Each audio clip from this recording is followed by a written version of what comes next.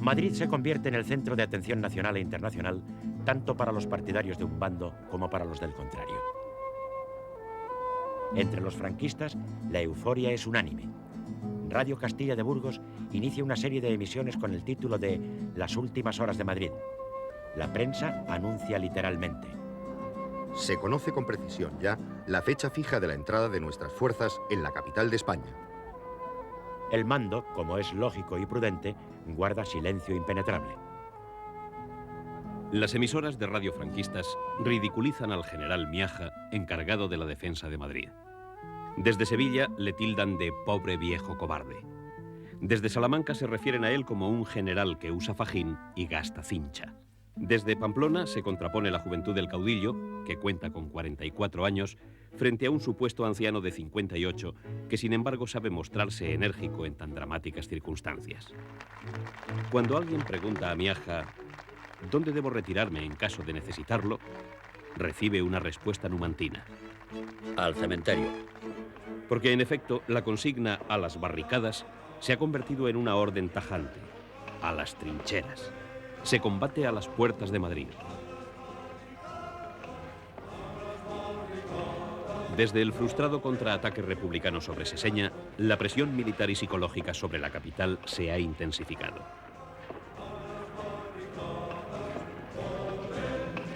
Madrid es bombardeado el 30 de octubre como no lo había sido anteriormente.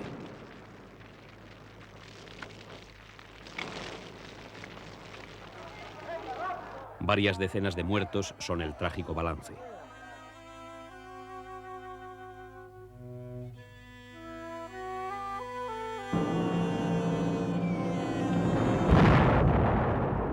Al día siguiente se produce un ataque aéreo aún más violento que causa centenares de bajas entre muertos y heridos.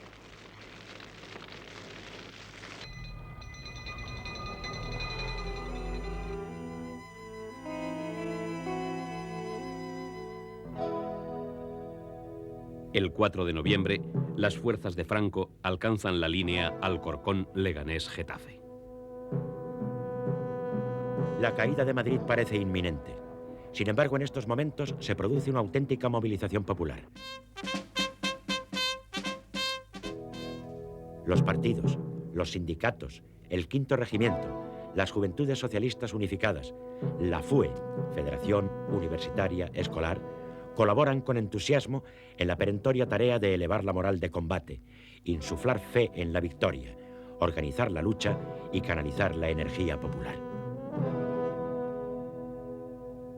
En medio de esta febril actividad, la capital cambia su rostro y adquiere un color inequívocamente guerrero.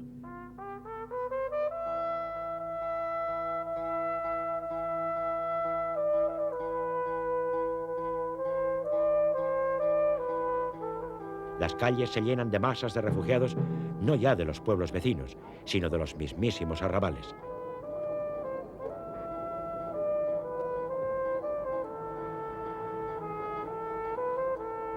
Automóviles abarrotados, tranvías y carros repletos de trastos ponen de manifiesto el traslado de la población madrileña a zonas más seguras, según las describen en las proclamas que la aviación enemiga deja caer.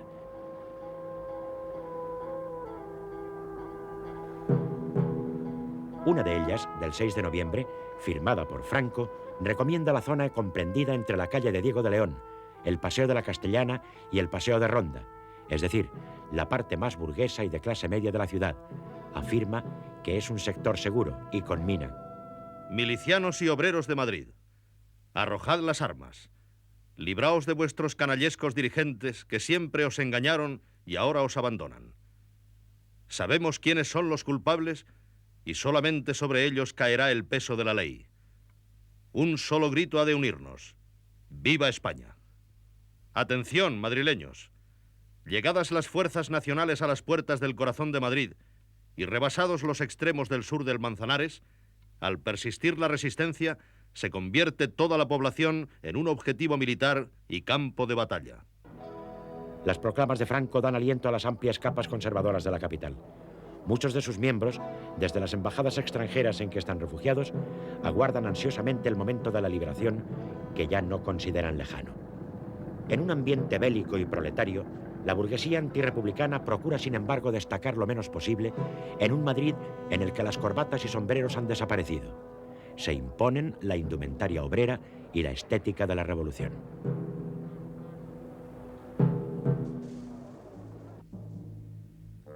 Una de las noches más tensas de la guerra es la del 6 al 7 de noviembre. Miaja y Rojo toman el mando efectivo de las operaciones. El primero como general jefe y el segundo, ya ascendido a teniente coronel, como su jefe de Estado Mayor. Rojo hace una evaluación muy cruda de la situación militar. Se desconocen los medios de la defensa, no se sabe dónde están las unidades, se ignora el volumen de fuerzas e incluso dónde se encuentra situada la línea del frente. Miaja y Rojo se rodean de jefes competentes y se disponen a rehacer en un día lo que se llevaba meses destruyendo.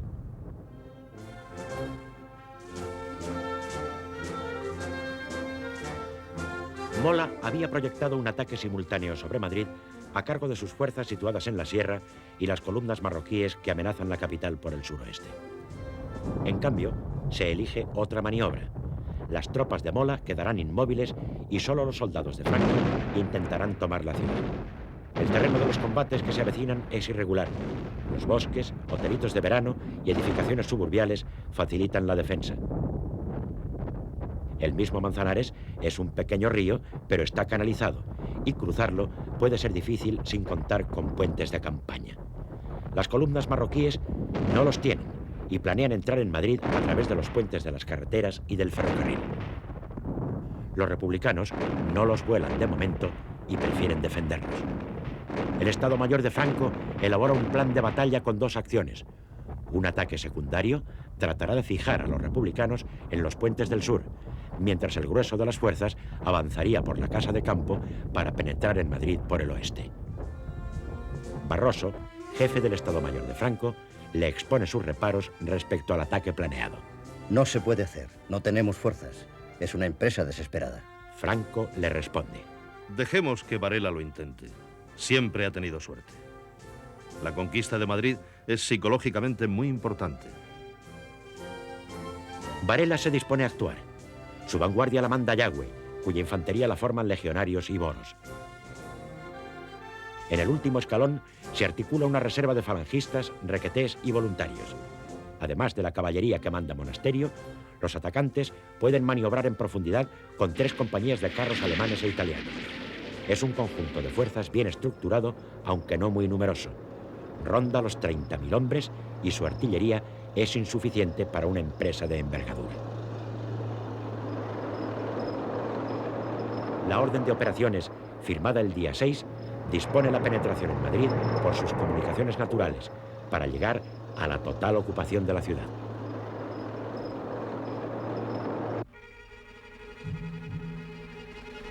De la defensa se hacen cargo fuerzas muy heterogéneas. Se denominan columnas, batallones o compañías, pero no constituyen sino una complicada amalgama de soldados y reservistas sin foguear, guardias y milicianos.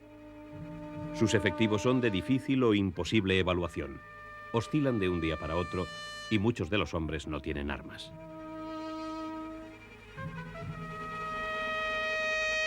Una de sus mayores debilidades está en el mando. Al frente de las columnas hay militares profesionales: Bueno, Prada, Rovira, Escobar, Clairac, Romero, Barceló. Pero por debajo de ellos solo hay voluntad y entusiasmo.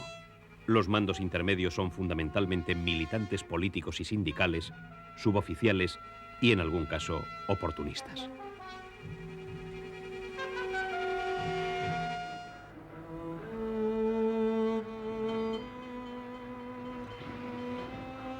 Va a comenzar una de las batallas más importantes y significativas de la Guerra Civil Española.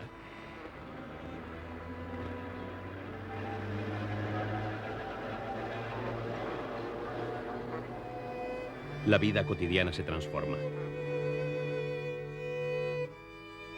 Un poeta que vive en Madrid da testimonio de ello. Yo vivía en un barrio de Madrid con campanas, con relojes, con árboles. Desde allí se veía el rostro seco de Castilla como un océano de cuero. Mi casa era llamada la Casa de las Flores porque por todas partes estallaban geranios. Y una mañana todo estaba ardiendo. Y una mañana las hogueras salían de la tierra devorando seres. Y desde entonces fuego. Pólvora desde entonces. Y desde entonces sangre. Venid a ver la sangre por las calles. Venid a ver la sangre por las calles. Venid a ver la sangre por las calles. El poeta se llamaba Pablo Neruda.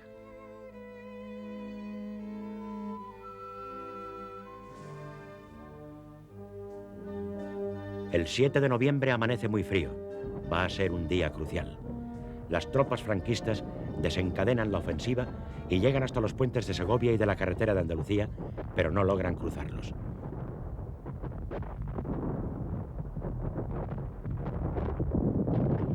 Los republicanos se defienden casa por casa. Las columnas de Asensio Cabanillas, Castejón y Delgado Serrano atacan desde el sur por Villaverde y Carabanchel, mientras que por el oeste, las tropas que manda directamente Yagüe intentan penetrar por la Casa de Campo. Las fuerzas de José María Galán desencadenan, sin embargo, un ataque apoyado por carros desde la base vecina de Úmera Pozuelo, que pronto se generaliza a toda la zona al oeste de la tapia de la Casa de Campo hasta el Ventorro del Cano. La intensidad es tal que frustra la acometida de las tropas de Yagüe. Madrid está en línea de combate. Ha salido de su estupor. La fecha del 7 de noviembre queda inmortalizada en los versos de Antonio Machado. Madrid. Madrid. Qué bien tu nombre suena, rompeolas de todas las Españas. La tierra se desgarra, el cielo truena, tú sonríes con plomo en las entrañas.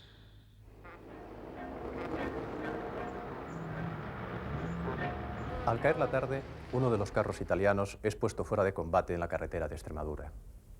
Mueren todos sus ocupantes. En el uniforme del comandante se encuentra la Orden General de Operaciones para el día D. Se trata de un valioso documento que permite conocer los planes del ejército atacante. Inmediatamente se le da traslado al Ministerio de la Guerra, cuartel general de Miaja, donde se comprueba que la idea táctica de los asaltantes estriba en fijar a los republicanos en el frente comprendido entre el puente de Segovia y la carretera de Andalucía, desplazando la maniobra hacia el noroeste para ocupar el sector entre la ciudad universitaria y la Plaza de España. Miaja y Rojo adoptan contramedidas. Refuerzan la Casa de Campo, sector a través del cual el enemigo piensa efectuar su penetración, y dan órdenes estrictas a sus oficiales para que nadie retroceda, so pena de degradación o fusilamiento. Según recuerda el director de El Socialista, Julián Zugazagoitia, al ganar sus puestos de mando los oficiales se dirigen a los soldados en los siguientes términos. Me he comprometido con la vida a que no deserte nadie. He respondido por vosotros. La batalla va a ser dura. Y no podemos retroceder.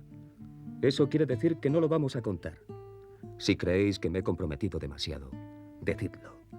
Os vais a vuestras casas y después que se haya ido el último, me pegaré un tiro. Si queréis quedaros conmigo, a morir juntos, habremos salvado Madrid. Y ya que no nosotros, nuestros hijos serán libres. ¿Os quedáis? Las respuestas afirmativas suenan por doquier, secas y tajantes.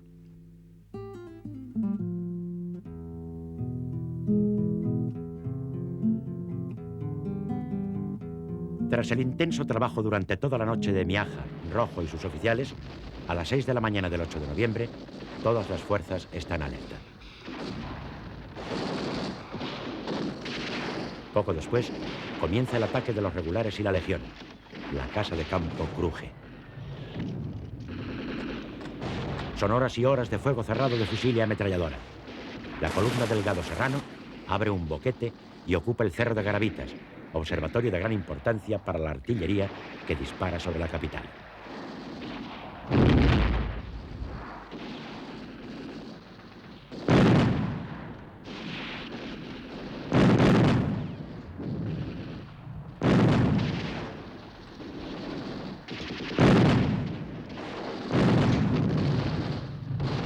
La aviación rebelde atacante sorprende a Miaja y a sus colaboradores en la plaza de la Moncloa, a donde se han trasladado para hacerse visibles e infundir ánimo a las tropas. Las bombas producen numerosas víctimas.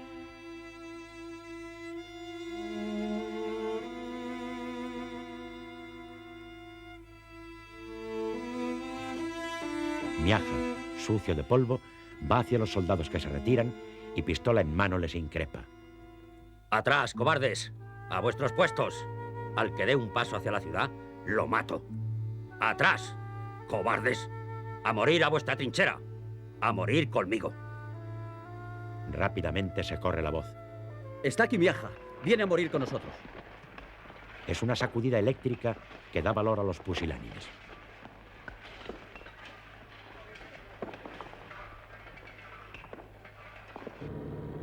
Los camiones cargados de nuevos combatientes van bulevares abajo hacia la línea de fuego. Son refuerzos. Viejos y jóvenes enronquecen gritando: ¡no pasarán! Barberos, dependientes, carpinteros, metalúrgicos, panaderos, hombres de todos los oficios parten sin vacilación de sus casas dispuestos al combate, prestos a luchar y a morir. Las fuerzas de Pelayo Clairac y José María Enciso conservan el lado de la casa de campo, apoyados por las de Antonio Escobar desde la carretera de Extremadura y por las de Galán, que contraataca desde Úmera. Las columnas de Barrón y Tella se estrellan ante los puentes de Segovia y Toledo y en el barrio de Usera, defendidos por Escobar, Rovira, Mena y Prada. Lister avanza sobre Villaverde y lo recupera.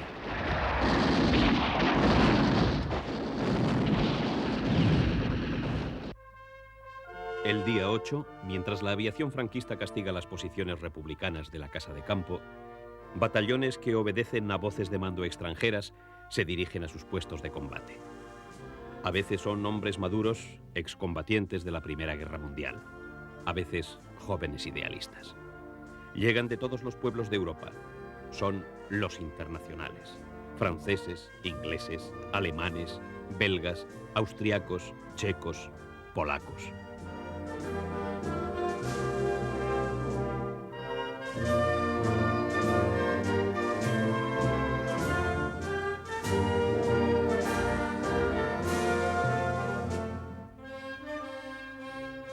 Rafael Alberti saluda su generosidad con célebres versos. Venís desde muy lejos, mas esta lejanía, que es para vuestra sangre que canta sin fronteras, la necesaria muerte os nombra cada día, no importa en qué ciudades, campos o carreteras.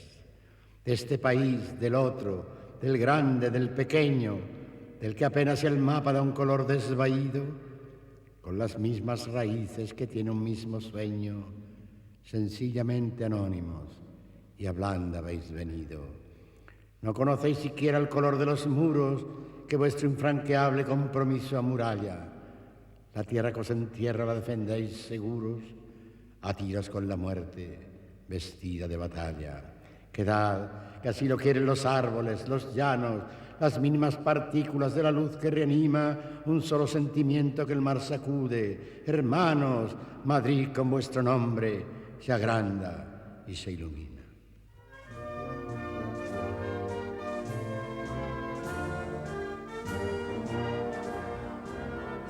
La noticia de la llegada de los primeros internacionales corre como la pólvora por la ciudad asediada y salta de trinchera en trinchera. Las viejas canciones revolucionarias europeas y la marcialidad de los refuerzos galvaniza el espíritu de resistencia de los combatientes. Al día siguiente entra en fuego la que se denominó la 11 Brigada Internacional, al mando de Kleber, seudónimo del general Lázaro Stern, cuando las tropas de Varela han llegado a pisar algunas calles madrileñas y penetran en el hospital clínico. Los impactos de su artillería alcanzan hasta la plaza de Castelar. La Cibeles es protegida por sacos terreros. Los madrileños la llamaron cariñosamente la linda tapada. Franco ha perdido la gran ocasión. Junto con los internacionales han llegado refuerzos republicanos y 2 columnas catalanas.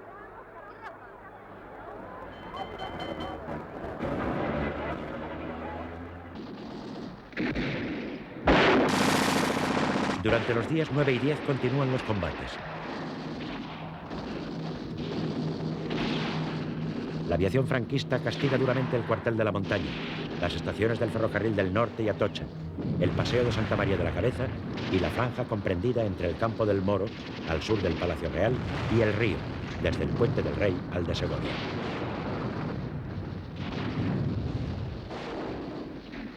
Se persiste en el intento de ocupar totalmente la casa de campo.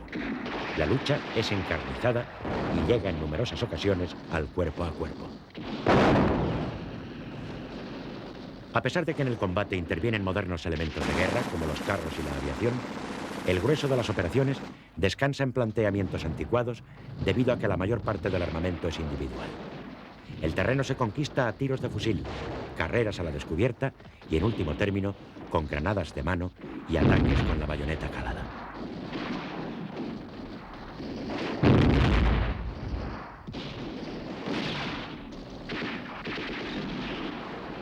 El avance espectacular de las tropas de África solo había tenido dificultades en el asalto a Badajoz.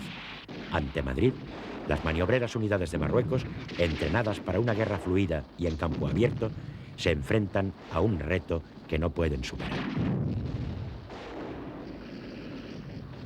A partir del 10 de noviembre, los defensores reciben nuevos apoyos. La entrada en liza de los aviones soviéticos montados en Cartagena inclina momentáneamente a su favor la balanza aérea y, sobre todo, crea un nuevo clima y una moral de victoria entre los combatientes y su retaguardia que se confunden en una voluntad común de resistir a toda costa. El intento de penetración el día 10 por las fuerzas atacantes supone un fuerte desgaste y la jornada del 11 transcurre sin actividad en el sector principal. No obstante, la artillería continúa el bombardeo y se presiona sobre las carreteras de Carabanchel, Toledo y Andalucía.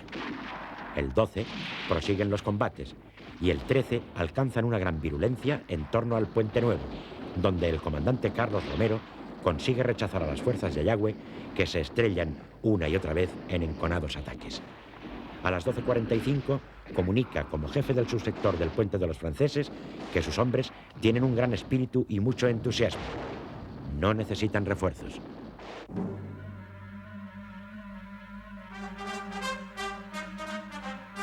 El mismo día, llegan desde el frente de Aragón los primeros efectivos de la columna Durruti, aureolada de la máxima devoción popular, más un batallón de voluntarios andaluces.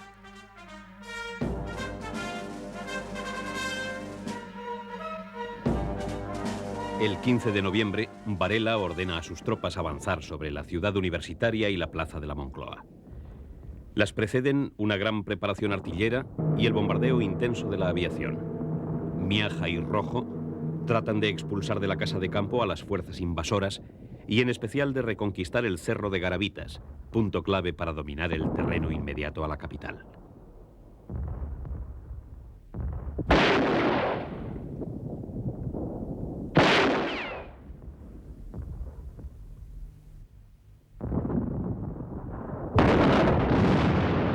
El mismo día, aviones alemanes atacan el Hospital de Cuatro Caminos, a pesar de que, como los demás de Madrid, tiene pintada en el techo una enorme cruz roja. Causan centenares de bajas. El bombardeo sistemático de la población civil introduce una nueva dimensión en la lucha, mientras en los cielos madrileños los aviones alemanes, italianos y soviéticos se disputan la hegemonía aérea.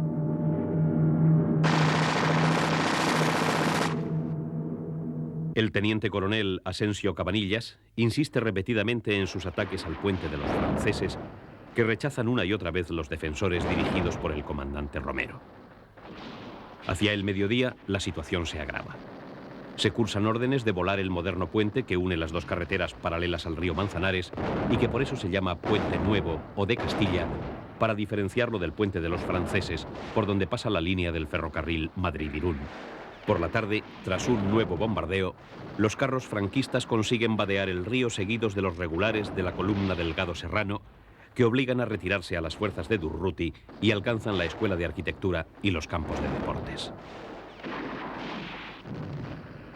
En la mañana del día 16, las fuerzas atacantes llegan a la casa de Velázquez y a la Escuela de Ingenieros Agrónomos. Sin embargo, la penetración resulta ineficaz ante la inquebrantable resistencia de los hombres de Romero.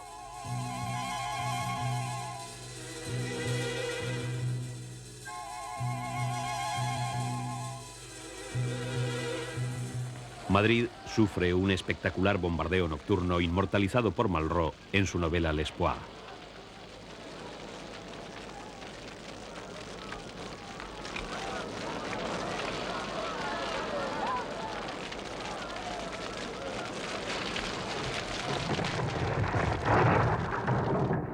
La jornada del 17 es sin duda la más dramática y sangrienta.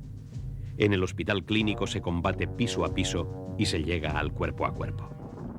Desde el Parque del Oeste salen constantemente combatientes que tratan de conquistar terreno o de recuperar el perdido.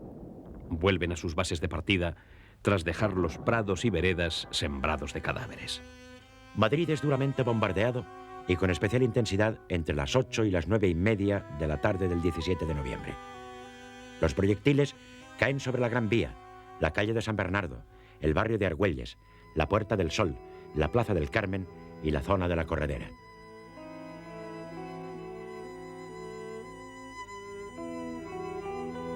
El balance es dramático y asciende a casi 1 millar de bajas.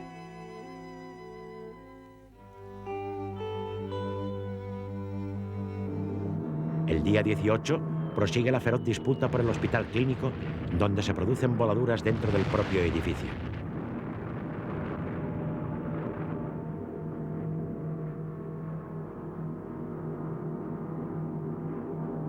La pugna se convirtió en un forcejeo tan sangriento como inútil. El general Miaja felicita en la orden del día a Carlos Romero, a quien asciende a teniente coronel, y le entrega el mando de la 4ª Brigada Mixta y del sector comprendido entre el puente de Segovia y el de los franceses. Romero ha resistido imperturbable durante 3 interminables días y sustituye al comandante Arellano, que, herido de gravedad, fallece en el hospital.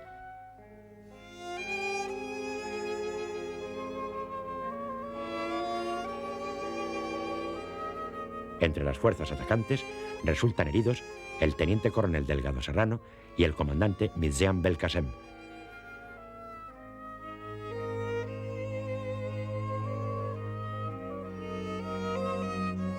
En los días siguientes continúan los combates, si bien con menor intensidad, dado el agotamiento de atacantes y defensores.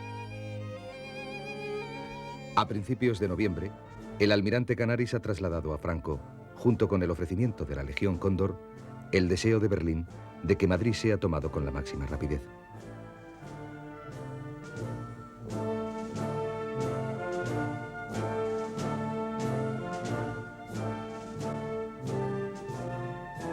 Con la capital en manos de Franco, el Tercer Reich y la Italia mussoliniana, que han concertado su intervención en España, podrán reconocer diplomáticamente al gobierno de Burgos. El 7 de noviembre parten desde el puerto báltico de Stettin 700 hombres y un centenar de vehículos. Es la expedición que empieza a transportar los efectivos de la Legión Cóndor bajo el mando del general Hugo Sperle, que se encuentra ya en Sevilla.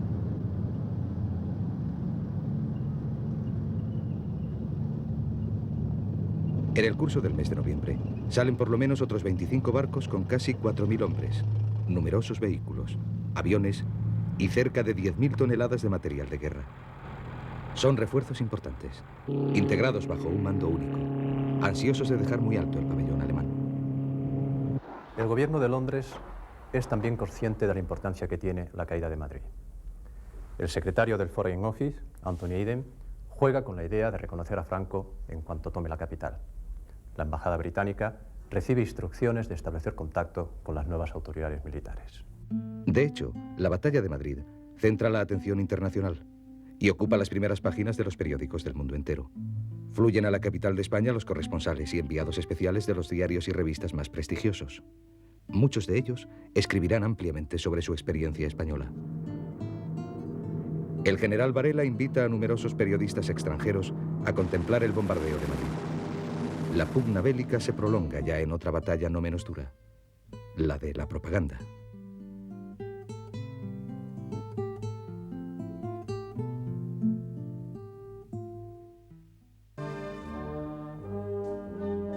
El 8 de noviembre, los gobiernos de Guatemala y El Salvador reconocen oficialmente a Franco, sin aguardar a la que ya consideran inminente caída de la capital.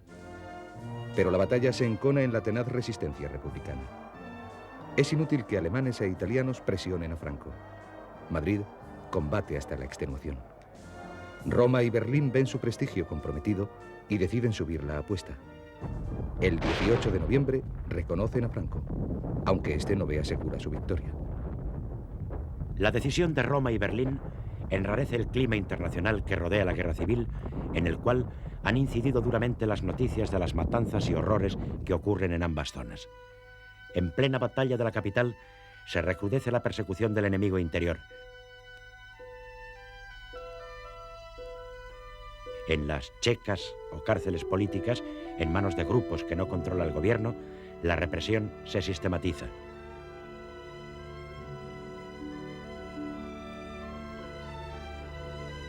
Algunas de ellas, como la del Marqués de Riscal, las mandadas por los linces de la República, o las famosísimas Brigadas del Amanecer que dirige Agapito García Atadell, introducen un nuevo elemento de terror en la población antirrepublicana e incluso en los adictos al régimen.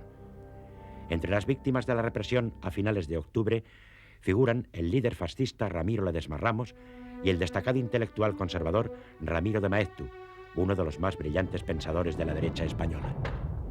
En el contexto de confusión y tensiones que vive Madrid en los primeros días de noviembre, ante el asalto de las unidades del Ejército de África, los bombardeos incesantes y la marcha del gobierno a Valencia, con lo que conlleva la dispersión de la autoridad, tiene lugar también uno de los episodios más trágicos de la guerra civil en la zona republicana. Las matanzas que acontecen en Paracuellos del Jarama, un pueblecito de los alrededores de Madrid que desde entonces se convierte en símbolo.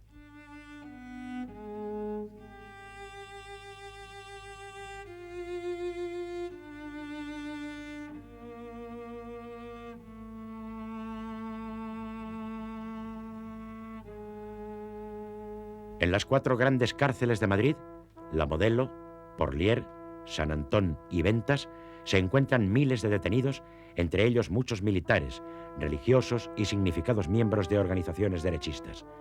Ante la amenaza que pende sobre la capital, se plantea la necesidad de evacuar a gran parte de estos presos políticos que engrosarían los cuadros del enemigo si llega a tomar Madrid. Manuel Muñoz Martínez, director general de Seguridad, ordena, antes de abandonar la capital, que se prepare el traslado de los detenidos.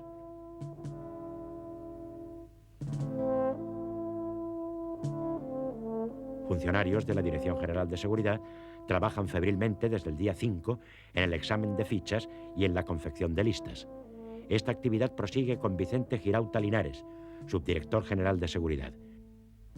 En la recién establecida Junta de Defensa de Madrid, la Consejería de Orden Público es asumida por el secretario general de las Juventudes Socialistas Unificadas y nuevo miembro del Partido Comunista, Santiago Carrillo Solares. En la confusión de poder que momentáneamente se crea, la evacuación adopta un derrotero en principio no previsto. Se ha pensado hacerla hacia Valencia, al penal de San Miguel de los Reyes, pero sobre la marcha se decide asesinar a los presos más significados.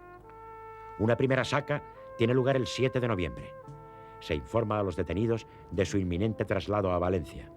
El convoy parte hacia Alcalá de Henares, pero al llegar al cruce de la carretera de Barajas, se desvía hacia el vecino pueblo de Paracuellos, donde se inician las masacres.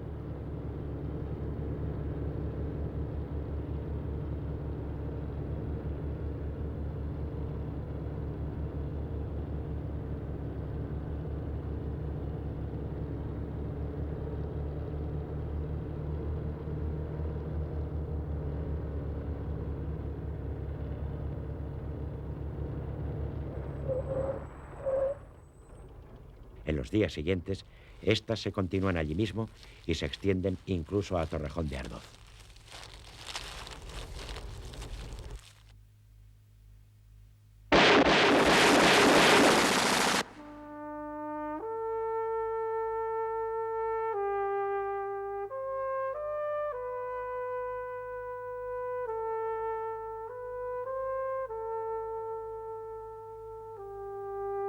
Hay constancia documental de que la Junta de Defensa de Madrid conoce lo ocurrido, al menos oficialmente, el 11 de noviembre, y alguno de sus miembros sugiere que el traslado se haga con más seguridad exterior. El consejero de Orden Público, Santiago Carrillo, recibe un voto de confianza para resolver la cuestión. En la Dirección General de Seguridad, donde Segundo Serrano Poncela desempeña las funciones de delegado de Carrillo, se crea bajo su presidencia el denominado Consejo, entre cuyas funciones figura el mantenimiento de detenciones y libertades y el movimiento y traslado de detenidos. Sin embargo, las matanzas prosiguen hasta el 4 de diciembre, cuando asume el cargo de delegado especial de prisiones el anarquista andaluz Melchor Rodríguez García, cuya decidida actitud, que incluso le supone graves riesgos personales, logra acabar con las sacas. No están claros los diversos grados de responsabilidad de los implicados en tales masacres. La reestructuración de los órganos ejecutivos de la Dirección General de Seguridad induce a centrar en estos una amplia atribución de culpa. Es impensable, por ejemplo, que el Consejo de la Dirección General de Seguridad pueda haber ignorado lo que ocurría. Tampoco cabe olvidar que la Dirección General de Seguridad está subordinada a la Consejería de Orden Público y que en el ámbito de una y otra existe como fuerza política hegemónica el Partido Comunista. El influyente periodista enviado especial de Pravda, Mikhail Koltsov, reconoce en su diario la preocupación que le inspira el que los presos políticos puedan reforzar a los atacantes. Koltsov insiste en que es necesario evacuar a los prisioneros a toda costa. Habla con Pedro Checa, importante dirigente del Partido Comunista Español, y consigue convencerle de que es necesario hacer algo al respecto. Sin embargo, no queda claro cuál es el destino que aguarda a los prisioneros. Por esas fechas se encuentra en España Alexander Orlov, agente soviético que actúa bajo este seudónimo, representante de la famosa NKVD, Policía Secreta de la Unión Soviética. Según recientes estudios monográficos, no serían ajenos ambos ciudadanos, Orlov y Koltsov, a la cadena de acontecimientos que desembocan en las matanzas de Paracuellos, una de las páginas negras de la República en guerra. Desde el 7 de noviembre de 1936, día en que se constituye en Madrid la Junta de Defensa, y el 4 de diciembre, son aproximadamente asesinadas 2.400 personas sacadas de las cárceles madrileñas. Militares, algunos de avanzada edad, religiosos, aristócratas, personas vinculadas a la monarquía de Alfonso XIII y militantes o simpatizantes de las organizaciones de derechas en general.